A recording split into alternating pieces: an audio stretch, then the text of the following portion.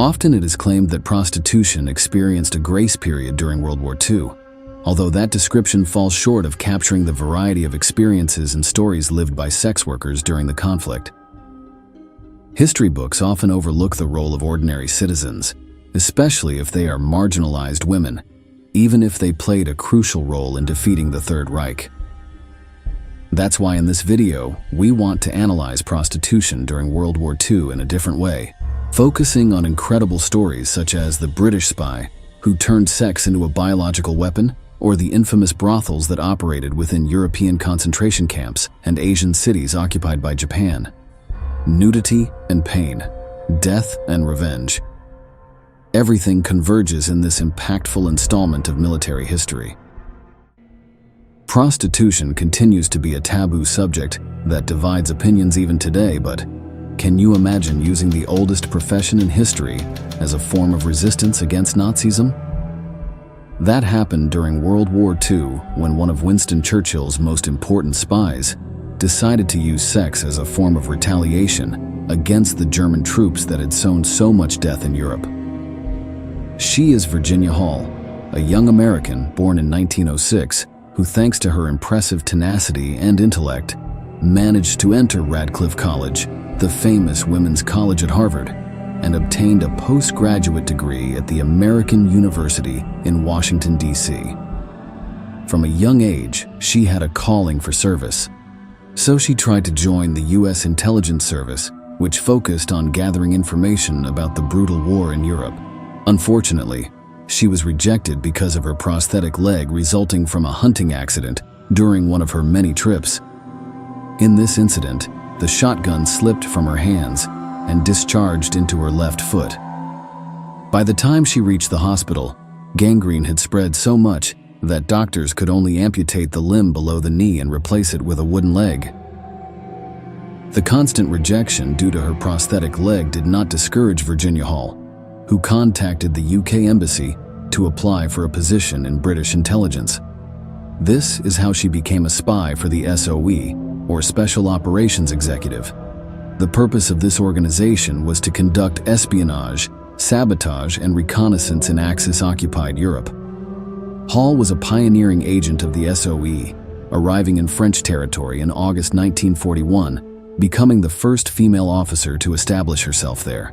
Once hidden, she organized the Heckler Network in Lyon, which facilitated the movement of resistant soldiers, money, weapons, and supplies.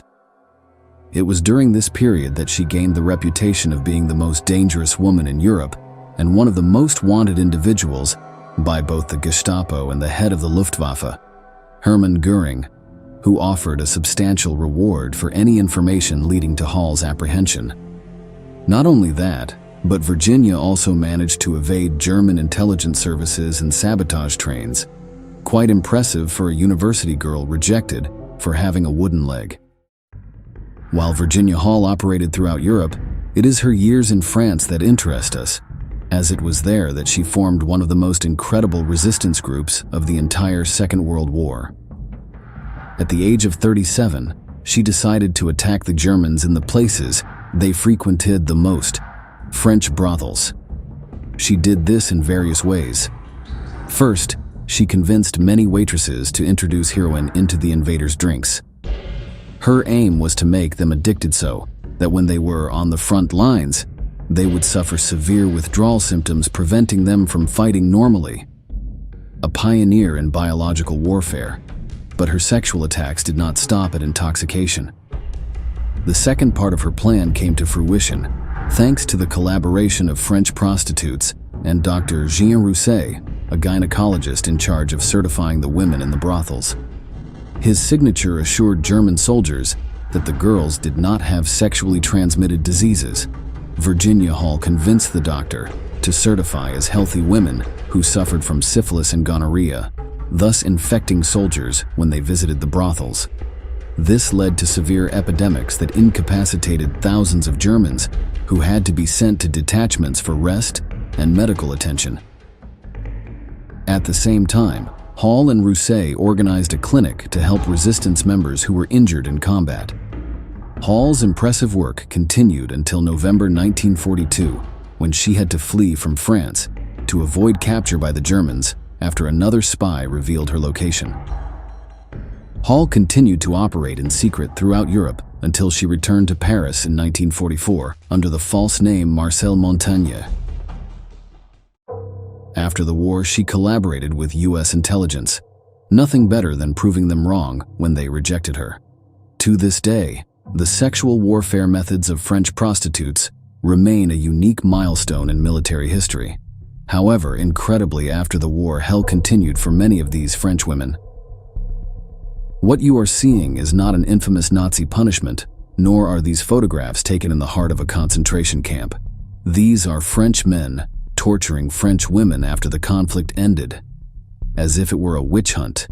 Women who prostituted themselves with Germans were pursued and beaten by crowds all over the country.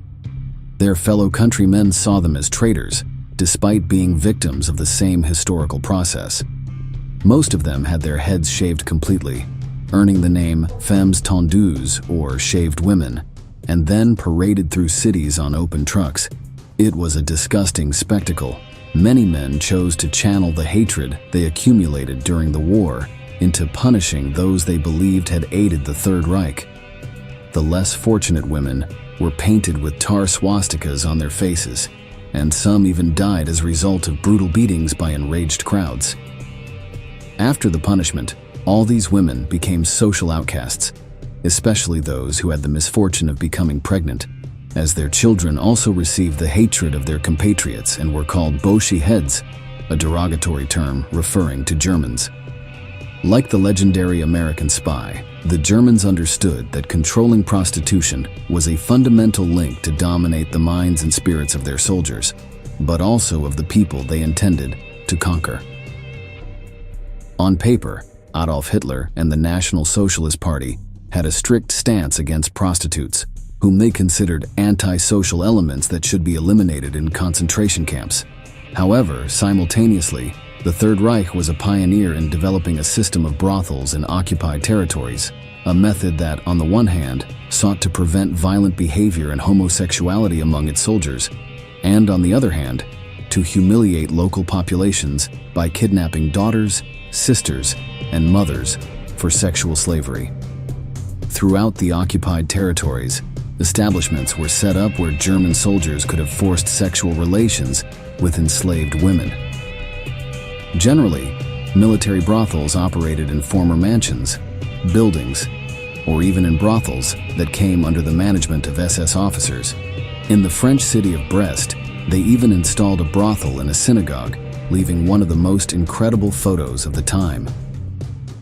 Under the Star of David, you can read the schedules and costs of sexual services for German soldiers. These war crimes were neither a secret, nor much less.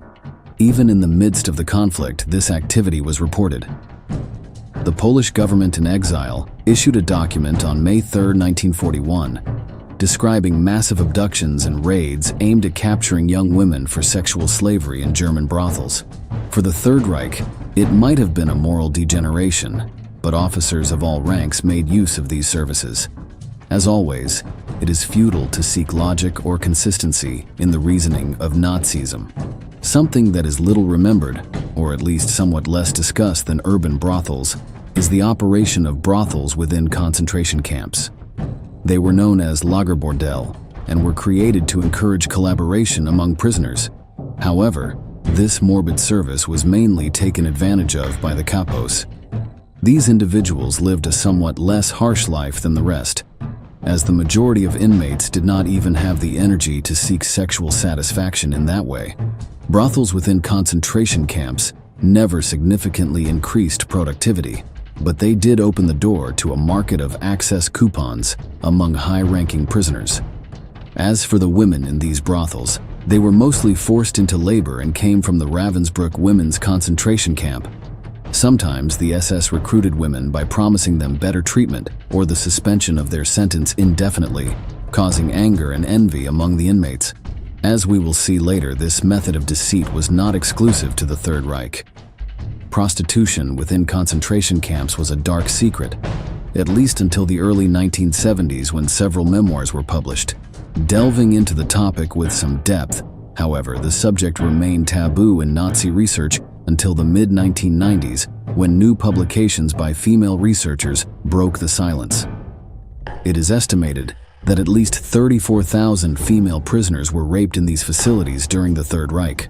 But, of course, this was not the only side that committed inhuman sexual crimes.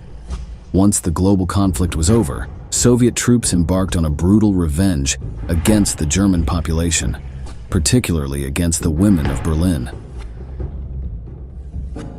Rapes and murders increased between 1945 and 1947, the year when soldiers were permanently stationed in military areas and ceased to have contact with the civilian population. While it is claimed that a large part of the crimes were committed with revenge in their eyes, many argue that it was also due to a historical sense of inferiority on the part of the Russians, considering that the German standard of living was much higher. Seeing German luxury in ruins, the Red Army unleashed its worst side, committing some of the most brutal sexual crimes of the time. As we always clarify when dealing with these delicate topics, the wartime experiences of women are varied, and all testimonies are equally valid. Not all prostitutes had the opportunity to channel their profession to contribute to the resistance in the same way as the women of Virginia Hall. Thousands of Asian women remember their youth as a genuine hell on earth, a period in which they were forced into prostitution to appease the fury of both their own and foreign soldiers. It's time to talk about the tragic comfort women. The term is a fairly literal translation of the Japanese word ianfu, which means comfort woman. Despite the benevolent definition, their participation was at gunpoint and through kidnapping.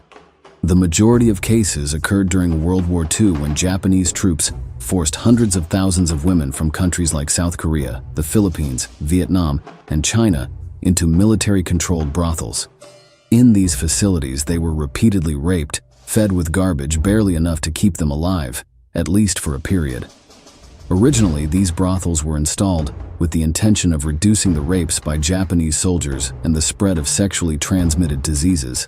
Contrary to what the authorities expected, military brothels exacerbated these phenomena, demonstrating that the brutality of Japanese troops was not caused by abstinence, but by decades of imperial indoctrination that defined the rest of Asia as second-class humans.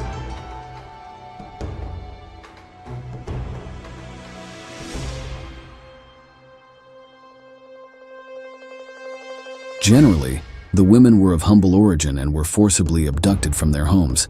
Others agreed under the deception of receiving a secure job or advanced education in major cities. These types of announcements were distributed in all invaded territories, promising a better life for girls who agreed to collaborate with the Japanese Empire. The most repugnant part is that they were mostly young girls who were trafficked throughout Southeast Asia. These war crimes were scarcely reported because the survivors were not only ashamed to recount the hell they had experienced, but their families and friends treated them as traitors and harlots. It seems incredible that two apparently different societies, such as the French and the Asian, had an equally brutal reaction to women who were captured and violated by the enemy. Japan never took responsibility for these crimes, and for decades has refused to issue clear and concise apologies to the few comfort women who survived the 20th century. What we know today is due to both testimonies and documents revealed over the years, mainly by the governments of nations invaded by the Japanese Empire. Documents provided by China were of special importance in revealing the horrors that occurred in Japanese military brothels in Manchuria and other invaded regions.